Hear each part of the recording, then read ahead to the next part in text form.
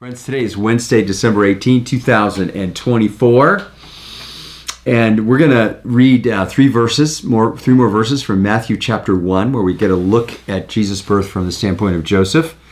Joseph has agreed, not only he's decided, first of all, to put Mary away quietly and put his reputation at risk. The angel says, we want you to go further and sacrifice your reputation by marrying her and bearing her shame.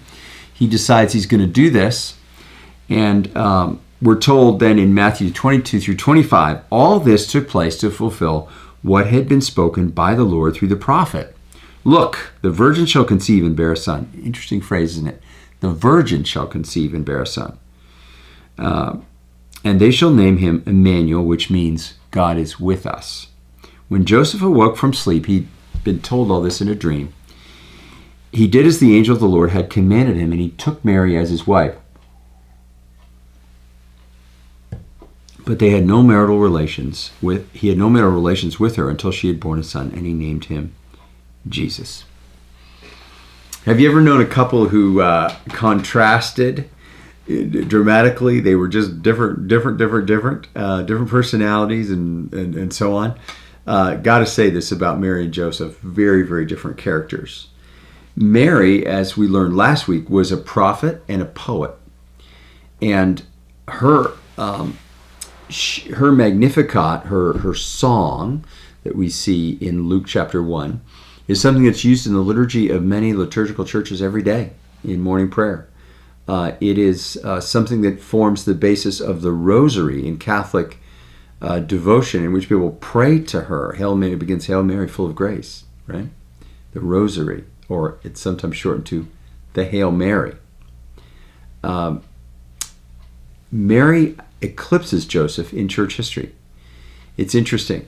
When someone is catching an impossible pass at the end of a football game, when it's desperation time and the quarterback hurls it all the way down the field into the end zone and everyone's jumping up for it, it's called a Hail Mary, not a Hail Joseph.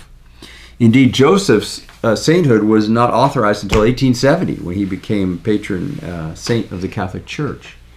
There wasn't really much evidence of devotion toward Joseph until the 1300s, when it was a small group called the Servites, a little brotherhood that began it, and the popes got on board even after that. So you've got an articulate prophet who immediately becomes the first great and leading saint of the church, Mary, and then you've got Joseph, who never speaks.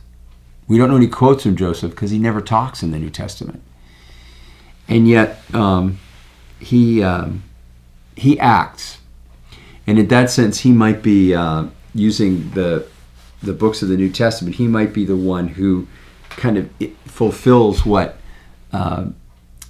James says is so important. James says, you show me your faith and I'll show you my works. I will show you my actions. Faith has to live out in actions, has to be embodied.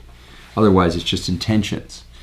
And Joseph is the person who decides to protect Mary, to be her protector and to be her partner and to carry her shame. He follows God's will in this matter.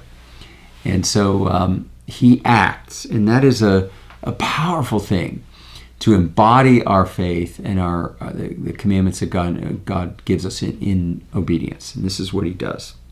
Are you a person of action? Let's take a moment and pray. Gracious God, let our words and our convictions become actions like they did with Joseph. May our faith capture our thoughts, move our hearts, direct our hands and our feet and our tongues. Hallelujah and amen.